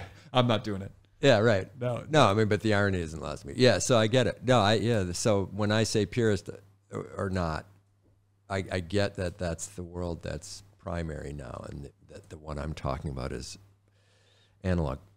I like that one though. I like the analog Well, one. you know, and that's just as cliche to say, yeah, I'm a analog purist, and I'm not even that, so I wouldn't even say that. So that's the dilemma I had in quickly answering. And so I think you've done a good job of taking us to the, you know, through the ethics for musicians into this next thing, because it is a natural extension, and it's a natural extension in that modern way because your traditional schooling ideas you threw out and you pursued it differently. And so you have a straight line to the thing that really is at the core of your hobby or your life of music, and your hobby or your life of philosophy now are reaching that inflection point out there, which will consume most of our day at some point when we put a chip in our head, right? I mean, it's gonna I worry about that, and I have a friend who wants to like put a chip in his head. Yeah, of Like, course. Who doesn't? I mean, for at least a second, as long as you yank it out or something. But let's jump back on this. So you pointed out over there. Do you mind if we take a quick? we can do that for sure. Let's take a break, Frank. So we are back. We took a short break. We are in the interview process here, and we're talking about life as a teacher, life as a musician. So what is the aspiration? Are you going down the academics lane to the detriment of your music? Or I've are they always had jobs. Like I had jobs with you know, kids that were like kids that might stab you. I've had a lot of jobs bartending. I've had jobs digging ditches, and these really, really hard jobs. The good thing that they have done was make me think, I hate this job, and I want to do music so that I don't have to do this. You know, like that's really not working. No, working with the bad kids was I would have done it more if it, you know, like if I didn't need to also bartend to make the money. Right. I get what you're saying. So there's With- altruism there that Yeah. underlying this. Yeah. With that one, there was a kid who was he was the leader, but not because he should have been the leader. He was just the best at basketball, and that made him the leader. Yeah. Which so- I agree with. Yeah, you know how it works. 100% agree with that model. Yeah, you would. I think we'd both fit in these places. Yeah. But he there was this big fight. I won't get into what it is and why. And he had basically started this whole thing. And if we could chill him out, all the other kids will chill out because he's the leader. And at some point, he says, there's 3 staff around trying to like de-escalate the situation. And he goes, we're nothing but a paycheck to you. And the 3 of us, we're all real serious. And the 3 of us look at each other and we all just start busting up laughing. And he's like, what? And he's like, we're all like, we don't get paid good, dude. Like we're here because we want to help people. And it really, that de-escalated the situation a lot. The other message is you were finally the man. That's how he viewed it. Oh, maybe. So what you rebelled against was the man. Oh, yeah, dude, absolutely. And I'm even the if institution. even if you weren't a highly paid man, you were the man. No, that's exactly right. And that's one of the things that's really rough about like being in that situation is you can try as hard as you can to read the reports ahead of time and everything, but like you're not their parents and you're just showing up to work, but you don't you don't know what happened that weekend because you're not really there. You're the state. Yeah. Like I was the state. You're absolutely right. I was definitely the man. Like the Tool song. Yeah. I'm the man and you're the man and he's the man as well. Yeah, right. So I don't even know how I use that language, but it's I started the person in control, right? So yeah. it's But you asked about whether this job is good. Like Mahidol University, the College of Music, like that the place is good, the students are good, the leadership is as good as it could possibly be. Like they're amazing. I have nothing but good stuff to say. That's good to hear. I mean, and then you've fallen into such a niche thing for foreigners to fall into. It's so lucky. Yeah, I mean, I've lived in various places as have you, and it's just the odds of finding that. Yeah. And then the odds of getting it. Yeah. And then the odds of staying in there and developing some tracks that you like. Oh yeah. Are so minuscule. They're so few and far between that I've seen that people do this. Not that listeners could say, you don't know what you're talking about, and I'd agree, but it's still just a funny thing for me to say, wow, how did Nathan pull all that off? Not, I'm envious of how he did it. Why can't I do that? That's a different question, I think, which I would also probably have some, I should be teaching. How come he got to teach? Not that I ever wanted to teach, but it's a funny thing because you're going down this ever narrowing path of statistical probability that you'd find that. No, it is a really weird thing. And the other thing is I don't like institutions. Right. I don't like having a boss. Right. And you said that. That's your whole motif on some level. No, I mean, you could say, well, no, Axel really doesn't like institutions. You sort of are half committed to it. But I don't think that's what we're saying. I think it's... I got to work. Well, there's nothing in you that gravitated toward that, right? You've ended up in it because you seem to like it. I can deal with having a boss if I respect them. And like the guy that's this associate dean, he'll be like, guys, there's this meaningless thing that we have to fill out for the government. Can you guys fill that out? I know you don't want to do it, but can you do it? Yeah, okay. And he's just a shredder piano player. There we go. And we're all well like intentioned. And also like we're thinking like, you're really good at music. I'll do the thing that you said because you're really good at music. And then the dean is his name's Narong. I would mess up his last name, but he might be the most well-known Thai composer who's alive. Oh, cool. I'm not sure, but like he also like no ego. But for me, like everybody in these leadership positions, they're all awesome musicians, and I'm like, oh, I genuinely like you, and I genuinely like the way you play music, and like the respect they get is like kind of natural. Yeah. And nobody ever plays that I'm in charge of you game. They're all like, nobody makes amazing money. We know you're all here because you want to be here. Yeah. We're not going to pretend that you don't want to be here. Yeah. So I'm in a job where everybody kind of just expects me to want to go teach my classes, want to write the book, want to help the students, and like everybody just assumes that that's the case, and then everybody just does that. It's like it's a really rare gem, and it's extremely high rated and everything like that, but not because they chase KPIs. Right. They kind of do, but like they treat everybody like human beings. I can't say enough good things about them. It's awesome. So whatever. Yeah, that's cool. I'm wondering if Can teaches at Mahidol. Does Rungkan Tatiusak from Dynamic Studios and Soy 49, does he teach? Maybe. Recording there's all right, I don't need to check. There's like hundreds. Yeah, good. Well, look, I mean, it's so in the podcast description we will include that title if you'd like, but oh yeah, I love them. It's an interesting place, and it seems to get favorable reviews by the cross section, people who pay tuition to the teachers, to the respect in the community. So,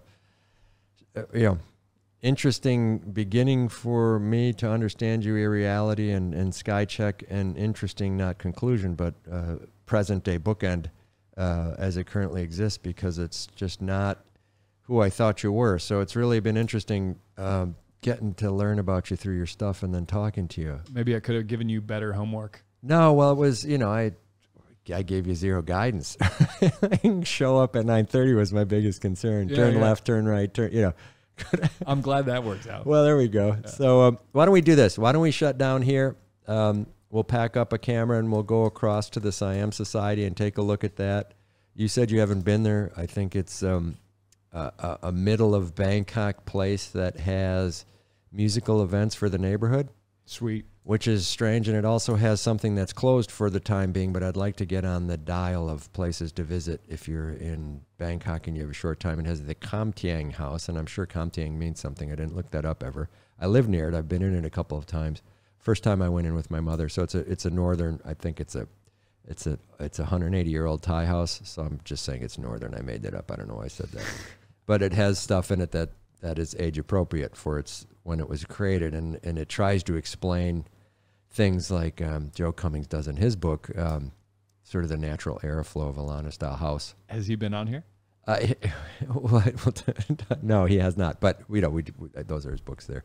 I talked to Joe Cummings for one of my classes about animism, which is like the Thai belief in, you're down. Right. Awesome. He said, I'll stay away from that. But, we would get down for a while on that. Well, okay. We talked about that for 2 hours. Yeah, I don't like talking about other folks. So, yeah. My nerdiest students were just like, who is that guy? Yeah. And I'm like, that guy's awesome. Yeah. So, we'll head over there to do that, to take a look at that, and then we'll get you on your way. We know you have a busy rest of the day. So, I'm glad you got on here, and I'm glad you came in. Yeah, thank you very much. It's been a pleasure doing it. Yeah, and so we're going to move over to hear you play, but you recorded earlier, so we usually don't do this, and there's usually more supplies to this. But we're going to play "This Is the Lifeblood."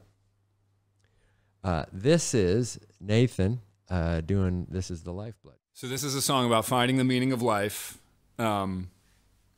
which happens sometimes on some Friday night, and then you're like, oh, I got it. This is good. This is something like enlightenment. I figured everything out. And then you wake up the next day, you remember that you had that, but you realize that you don't feel that way anymore. So whatever it was, that perfectly integrated sense of learning how to be a human for the first and final time, and you're going to be, everything's going to be perfect from this point on. That has, for some reason, gone away. So this song is about having an existential hangover. It's called This Is the Lifeblood.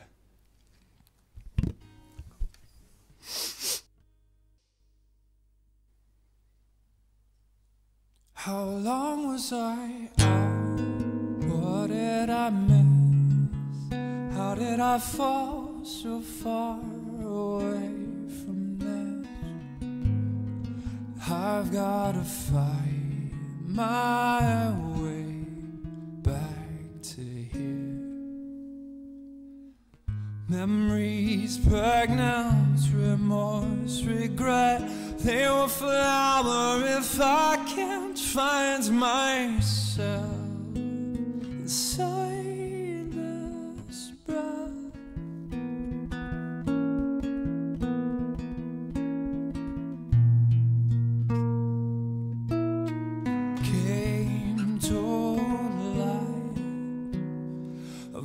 So without form, paradise in the center of the storm. I'm prepared to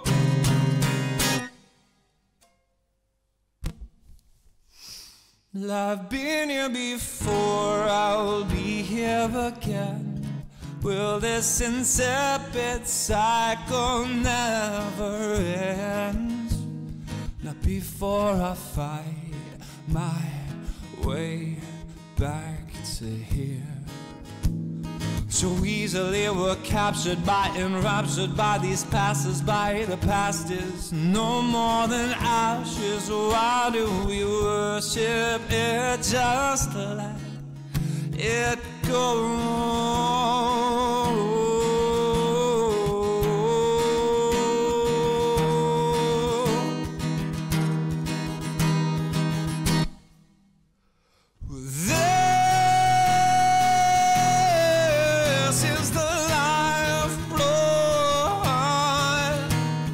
Why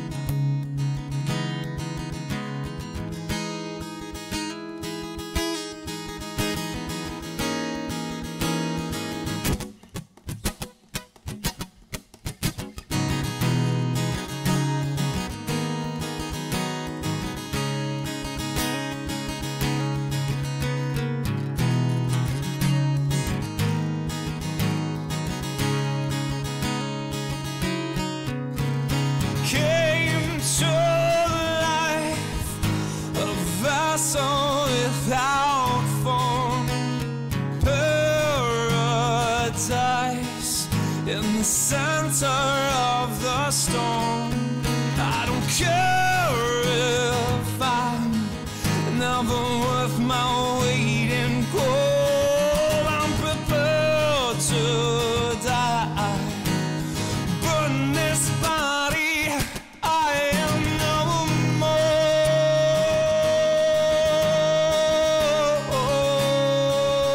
I am no.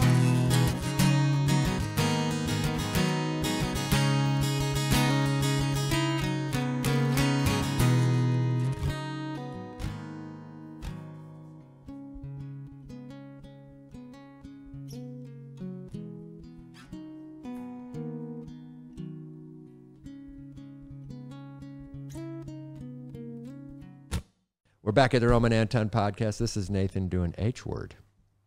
And we'll ask after if we know what the H word is. So this is the H word. You can decide what the H word means. It's you can decide what the H word means. Okay.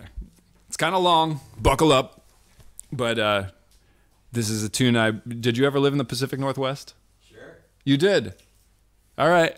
I did a lot of Oregon. Now, Oregon was really gorgeous, but there were a lot of H words. So this is what happened when I moved to the land of the H words. Yeah. Yeah. So this is that tune.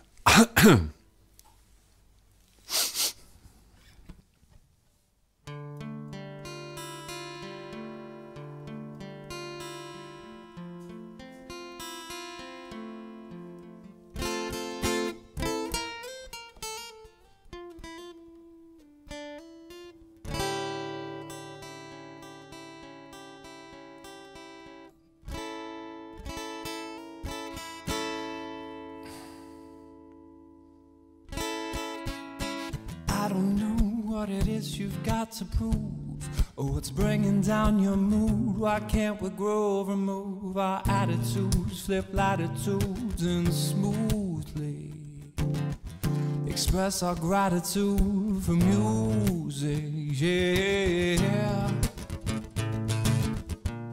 But you don't seem to be feeling the magic. Apathy is revealing and tragic. You're the H word, so expensively underdressed. Such an H word, I can tell, 'cause you're unimpressed, yeah.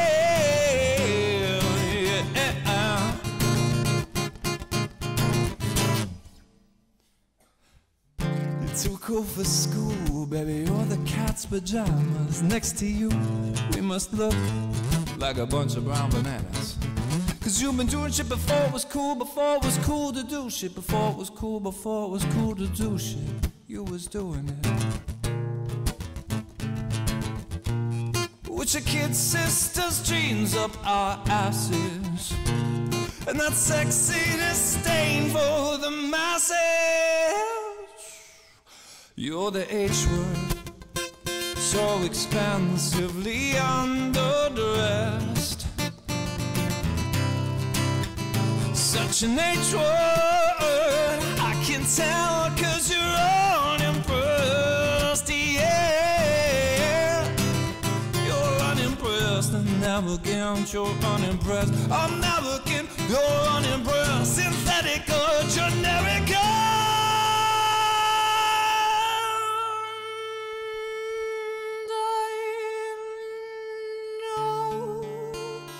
It's the level of saturation. The stance in your celestial maturation.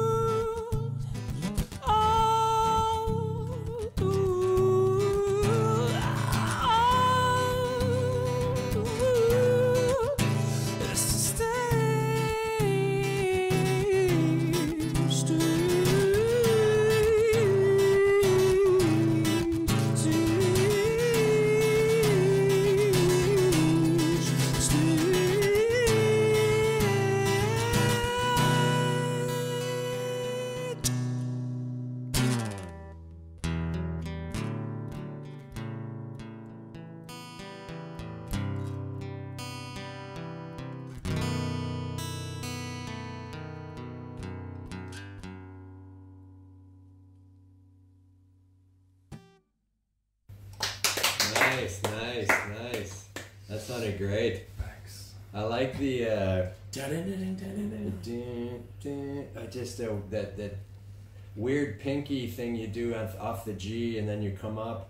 It's like a series of real, and then you go. Now it's the other one. It's goddamn. It was just a very strange but natural progression. I've never played any of that sequence ever. Not even thought about it. It was just like, oh right, of course, yeah. I keep kind of doing the same shit over and over again. Yeah, but then the rising was very cool. I mean, that was. Thanks. I get it. You know, the two albums. I get Sky Check, and that makes more sense because. Thanks. That was me. I would have a guitar in the room for those bands. Right, of course you did. Now that I hear it. But normally I'm just the influence on, because the guitar players from those bands were different, and they wouldn't need to warm up to do this. Right. They were both monstrous. Yeah.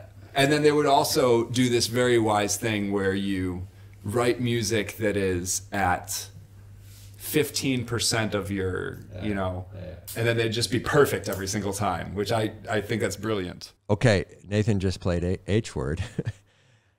Hot, healthy, hubris. Oh, that's a good one. I like that one. It seemed to be sensual, the H. No, I like all this. I like this better than the real answer, so I just don't want to say anything. All right. This is Nathan doing Friends.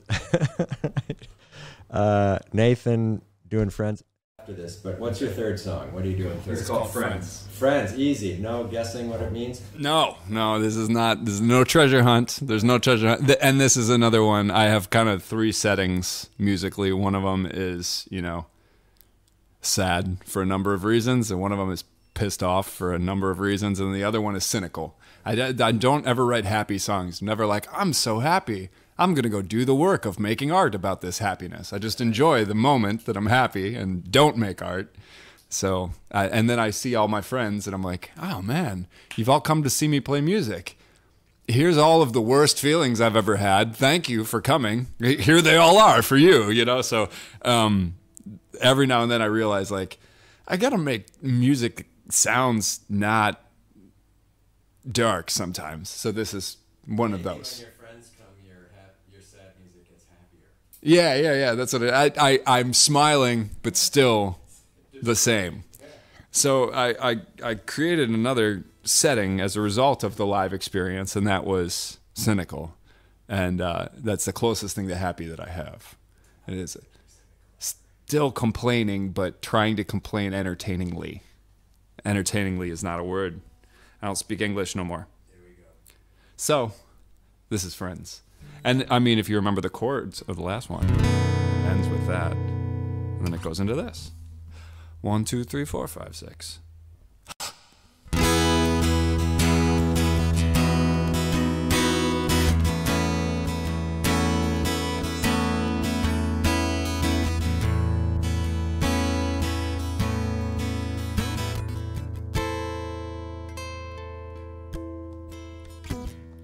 Met you at a party, laughter and narcotics in the air, a tangerines ring. You were pretty cool as we articulated views about apocalypse soon to be seen. You gave me a cigar, I really appreciated it. We talked for a while, I was feeling your style. I hope we can be friends on the internet, not in real life. We can be friends on the internet, not in real life. We ain't got time.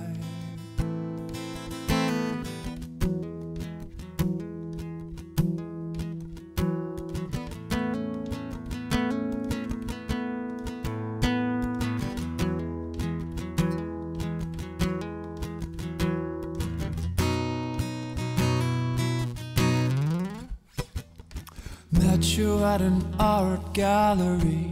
So fitting, you didn't fit inside the night, same as me. So we stepped out to catch our breath, started talking about death and whether it was inevitable indeed. Told you some crazy shit, and the way you reiterated it. Now I'm searching for words and I come up with yours. I hope we can be friends on the internet, not in real life. We can be friends, digital friends on the internet, not in real life. No, not in real life.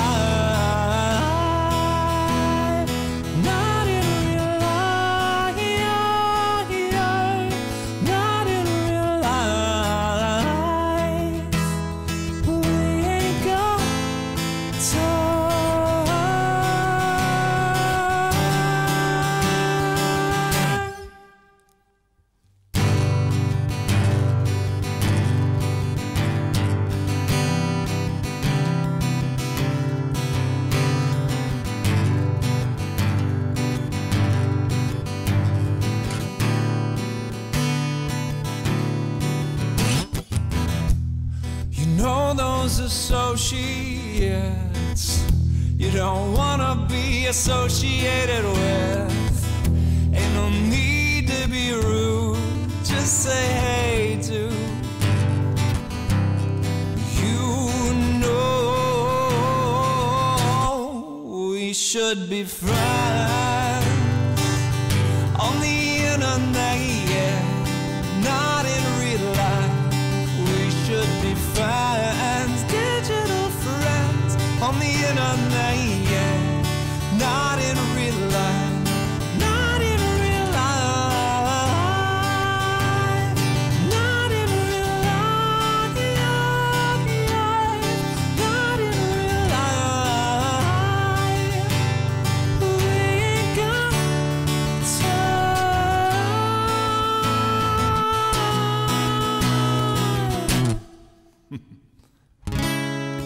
Thanks for the cigarette, I really appreciate it.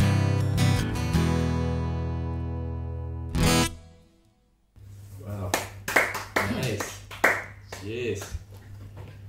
It's yeah, I remember watching you at Live Lounge and just musically just watching your chord patterns. I was like, what in the world am I watching here? You know, and it's just little bit of ADHD. no, it's you know, it's rock and roll.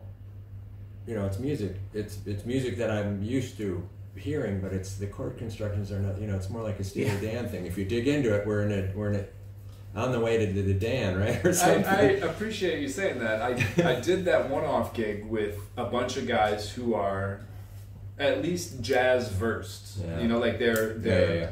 It's not that like music school guys, jazz guys, Yeah. and they were like, "What is going on here? This is really weird." And what's that? Yeah. That's weird. Right. And that's weird. And I'm like, I didn't realize any of this was all that weird. Yeah, no, it's not in the jazz universe for sure. No. It's constructions that are. Is it standard tune?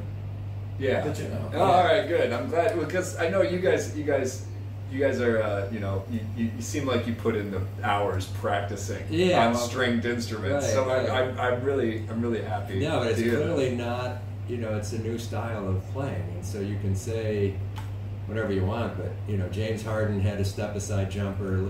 Steph has the three. You know, we have a new shot in the arsenal here. Yeah, I don't know this musician, right? I don't know where that comes from. So it's sort of you sit here and go like, all right, someone's doing something different now, right? And it's not a looper pedal or something that's, you know. Cool. I'm glad that you. I'm glad that I don't sound rip-offy. Thank you for playing those three songs. We are going to move on to the third part of this podcast and go over to the Siam Society. All right, that's it. We're on Asoke here, right by the office. That's why it's loud. I'm with Nathan. We're going to go in and check this place out. Hey, look at that sign over there, Frank. That's where we're at too, right? Please come through, ladies. We'll cut you out. Don't worry about it. It's not a thing. I wanted you to see this place. We talked about places to go, and you said up to me.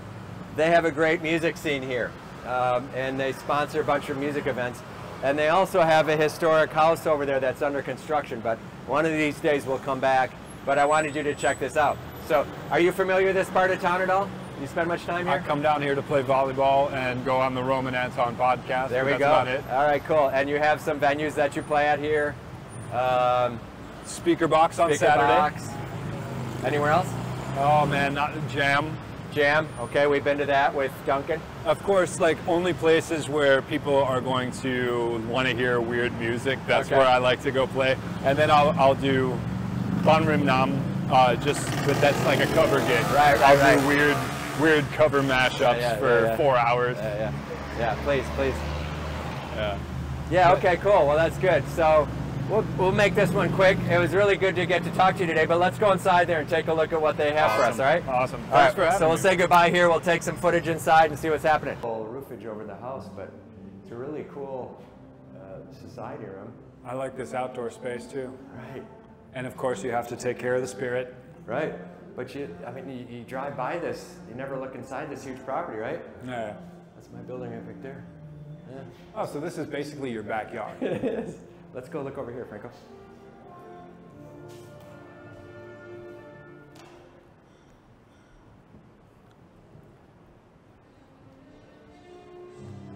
So that's the roofs of the house that they have here. Oh, nice. So this is really not a big payoff for our viewers, but you can keep it on the map for when it opens back up. Yeah. That's cool. So you got 50 locations so far. There we go. This is This good. one struggled here. It's a good one to remember, though. And then when Well, we don't want to swing go out by- to the College of Music. I'll 'cause swing we're- by. So Nathan Lynch podcast. We heard 3 songs today, 3 good songs, and it's a pleasure meeting you. I'm gonna try and keep following you. You got any events coming up or dates coming up where you're playing? Saturday at Speaker Box. Oh, nice. Okay. And Speaker Box is one of those places that you can go and just do what you want to do, Good. and they're not into you needing to please anybody. Everybody's there for the music, and I'm really happy that you're doing this because you're kind of like unifying the little Bangkok scene, man. This is Thank you. a beautiful Appreciate that. thing that you have going on. Appreciate it. And you've made me, watch these episodes with these guys that I love, and so this is a Thank really you. beautiful thing that you're doing. 'Cause I like appreciate Speaker it. Box Jam, I can't think of a lot of places where people are like, okay, this is something that exists, but it only exists for the scene, like for like Right. people who are creating things. And this podcast that you've created is doing that. That's why I really like- appreciate it. Well, thanks. That's why I like Boris at BKK Enzyme too. I mean, he does it. So that's sort of Okay, is so it another, rolling? and Yeah, this yeah. is now. You've also told me about 3 or 4 people who I Yeah. need to like Check check out. out, and Yeah. they've been like showing up on my radar, and now. Good. Yeah. Well, cool. Well, thanks again. It was good. Yeah, we'll shake hands for the umpteenth time. This is a pleasure. Quiet.